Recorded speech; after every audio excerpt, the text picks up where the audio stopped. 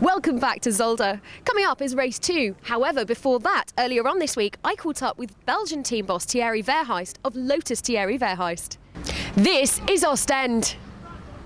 And this is the official local Lotus dealership. And this is Lotus Cup Europe Series sponsor Thierry Verheijst's race car. And this is the main man, Thierry Verheijst. Thierry, tell us, you've always had a passion for Lotus cars. How did that come about? Well, it started when I was watching Formula 1 and saw Ayrton Senna driving for Lotus. That day I decided I would one day want to have a Lotus, yes, myself. So from that love of Lotus cars, how did you come about working with them? Later on I ordered my lease for myself, and the dealer at that time saw I had dirty hands, so he saw that I was a mechanic and he needed one, so I started to work there as a mechanic, and later on I decided to do it myself.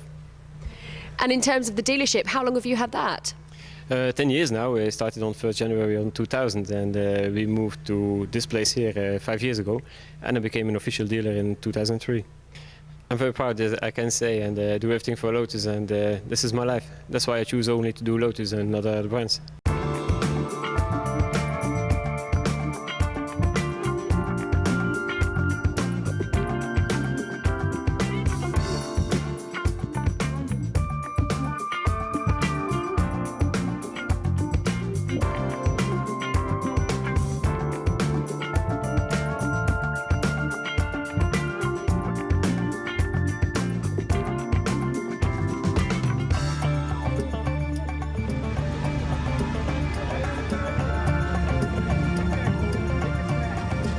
It's time now for the second race, and it's still very wet out here on track with more dark clouds looming. Let's join our commentator now to take a look at the full grid. Thanks, Gemma. Well, if there was ever a day to be a grid girl, this isn't it. Although it's a little bit drier than race 1, it's still very damp and a little bit chilly here at Zolder as the grid is cleared. We're about to get underway with the second race of the weekend from Lotus Cup Europe. Amazingly, the grid girls still smiling. I think we do have a very exciting race in prospect as well, as the field heads off behind the safety car once more.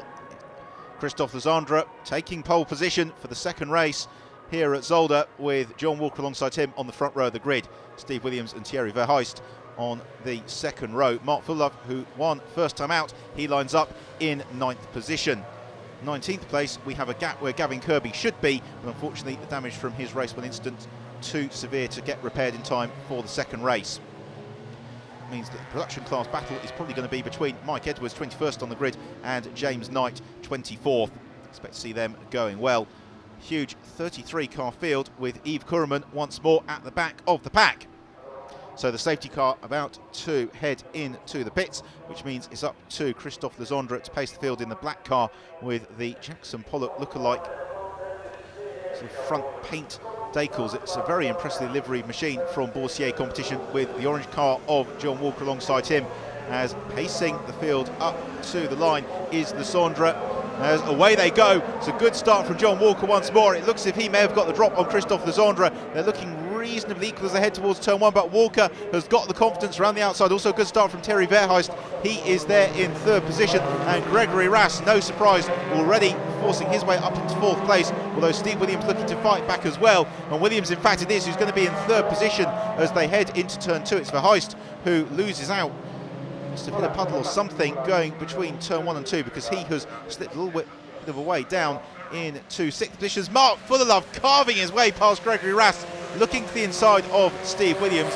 Williams shutting the door, but I think it's only a matter of time before Fullove, who is already up into 4th position, is able to pick his way through. John Walker sprinting off in the lead of the race. Christophe Lezandre in 2nd. 3rd place was Steve Williams. It's now Mark Fullove who makes the move stick as they go into the first chicane. Everybody cleanly through.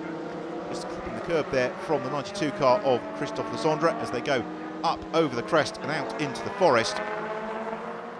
As Lezandre has got Fullove pressurising him, and around the outside goes Mark Fullove into 2nd position. And Mark Fullove just seems to be able to walk on water this weekend. He has found so much grip around this Zolder circuit. Everybody else has been twitching around, struggling for any traction. Fullove has just been able to carve his way through the field as he has gained 8 places already. We're only halfway through the first lap of the race. But what can he do now about closing in on John Walker. It's still the Zondra in third position. Steve Williams looking to the outside, looking to the inside, no way through, with Gregory Rass and Tom Chataway also in very close attendance. All of them wisely giving the curbs a fairly wide berth as they make their way through towards the closing stages of lap 1. But Steve Williams has got a good run here on Christophe Zondra. He's got the inside line into the final chicane. Surely Steve Williams is going to go through. No, he's not. Christophe Zondra says that line is mine, and around the outside he goes, so he holds on to that third place. He also carries a lot of speed as they go on to the start and finish straight. As much spray being kicked up this time round as they complete lap 1 of the race. Already John Walker's gap is being pegged by Mark Fullerlove to make their way into turn 1. Steve Williams has had a very poor run along the start and finish straight. I don't know if he missed a gear or something, because he's now got Gregory Rass right in his tail as Christophe Zondra is beginning to streak off into the distance, relatively speaking. Zondra, who has something of a track record of always scoring his best results of the weekend in the second race of the weekend, and that's exactly what he's on course to do this time round for the moment. But we've got a lot of racing to go, as Steve Williams having to go defensive, trying to keep Gregory Rass at bay, but Rass has got the inside run on Steve Williams. Williams looks to cover the line, which he does just about. Gregory Rass had to jump on the anchors there, I think, to avoid running into Steve Williams, as John Walker and Mark Fullerlove pulling away from Christophe Zondra. Williams in fourth position has got the inside run as Gregory Rass goes around the outside. He gains the place, so Gregory Rass moves himself up into fourth position. Steve Williams demoted into fifth. It's still Tom Chataway in sixth position. Somebody else has chosen to play on the beach on a day which really isn't one you want to visit the sand, as Thierry Verheist is busy defending from David Harvey, amongst others. The dicing a little bit more vigorous throughout the field in this second race. The track conditions marginally more favourable. It means that we are coming to see the close racing that we somewhat expect from Lotus Cup Europe. Laurent Febvre there as well in the 49 car, the bright orange machine. It's Verheist leading the way from Simon Deacon in the all-black 39 car, then Laurent Febvre, then David Harvey, and then also Jean-Baptiste Meusnier in that group as well, making their way over the crest and on towards the second chicane on this lap of the Zolder circuit. There's a move up the inside from Jean-Baptiste Meusnier, so he demotes David Harvey. Nothing really that David Harvey could do about that, and now David Harvey coming to pressure from Genou Prachez in the 79 machine, who takes a slightly tighter line, using the camber to full advantage. That may be able to propel him onwards to make move on David Harvey. Meanwhile, Verheist busy defending from Simon Deacon. No way through there for Simon Deacon as they all concertina up under braking. And yes, now David Harvey going to be losing that position to Genou Prachez. Perhaps inevitably David Harvey just not finding the grip that he seemed to have in the first race this weekend. Back at the head of the field, it's John Walker and Mark Fullerlove taking vastly conflicting lines as they go into turn 1. Fullerlove very tight to the inside, John Walker swooping around the outside, and it's Walker who's probably bought himself a tenth or two by deploying that approach. As they disappear momentarily from our view, as the rain is beginning to come down, and it looks like it's coming down really quite heavily as well. You can see it streaming across the top of the screen, which makes the track conditions very treacherous as James Knight continues to lead the production class battle. He's managed to put the car of Herbert Metzger between himself and Mike Edwards, who is second in the battle. Well, there is the spray on the start and finish straight. It's murky in the Pint of Hogarden, the local tipple, as they head on towards turn 1.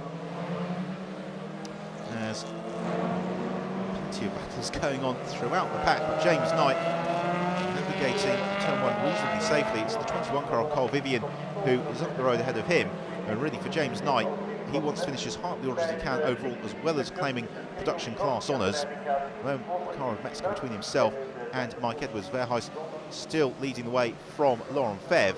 That little battle actually isn't far ahead of James Knight in the fight for production class honours, as Edwards looking to the inside of Herbert Metzger. No way through there, so Metzger it is who leads through the right-hander with Mike Edwards just on his tail, powering through the murk. And these are really difficult conditions. Dennis van den Sarvel in the bright orange car leading that particular train, as the windscreen wipers being called into action once more. Looked at the start of the race as we might get a bit of a drier encounter, but now the track conditions are really beginning to become very similar to those that we saw in the first race of the day. Gregory Rass has picked his way past Christophe Zondra, so Rass back into third position. Now what can Christophe Zondra do by means of retaliation as they come through and complete another lap? Well, it's Ras, headlights ablaze, who has got the advantage and was showing very, very fine form as the circuit got progressively damper earlier on today. As Christophe de Zolder, very tentative through turn running, one's a little bit wide, lucky in fact not to run out of road, and you can see how much time that's cost him, as Gregory Ras is now probably 2 seconds clear of Christophe de Zolder. So de Zolder in 4th position and floundering a little bit. Verheist has got Laurent Febvre and David Harvey right on his tail. David Harvey jinking through the chicane, but look at Laurent Febvre right on the tail of Thierry Verheist as they come through to complete the lap. Verheist parking the car in the middle of what is a very wide start and finish strip here at Zolder, and that means that Laurent Febvre is able to find the space up the inside. He gains the position, so Laurent Febvre moving up the order. So they're busy fighting for the lower reaches of the top 10. Great tussle between the two brightly coloured Lotus 211s. Always looks such good fun to drive. As Verheist, the local man, well, local-ish from Ostend, seeing if he can regain that position from Laurent Febvre. Well, at the moment, I think Febvre is beginning to pull away from him just a little bit as he comes onto the tail of Jean-Baptiste Meusnier. So they're fighting over 9th position, as Simon Deacon in 8th place at the front of the screen in the black car, moving away from Jean-Baptiste Meusnier, who qualified in 20th position, so he's already gained 11 places thus far in the race. You can see the gravel scattered across the circuit as they pick their way through the chicane. Great camera work there, looking into the cockpit of Jean-Baptiste Meusnier as he's passed by Laurent Febvre. So all the work that Meusnier was putting in really isn't working for him, because Laurent Febvre has gained the position. As they move on to the second chicane, you can see tyre tracks through the gravel where various people have come a cropper. It looks as the rain may just be beginning to ease off as well. We had that squally shower, and the skies for the first time today look blue, as buried in the gravel trap. Unfortunately, that is the 79 car of Jeannot Praches, so he is beached. As, yeah, well, throwing the arms in the air unfortunately won't get him out of the gravel trap any sooner. Head of the field, we've still got John Walker leading from Mark Fullove. Great battle, they're about to lap Nigel Ayres, as again Walker taking the wide swooping line, Fullove to the inside. We're going to break, and we'll be back very shortly with more exciting action from the Lotus Cup Europe.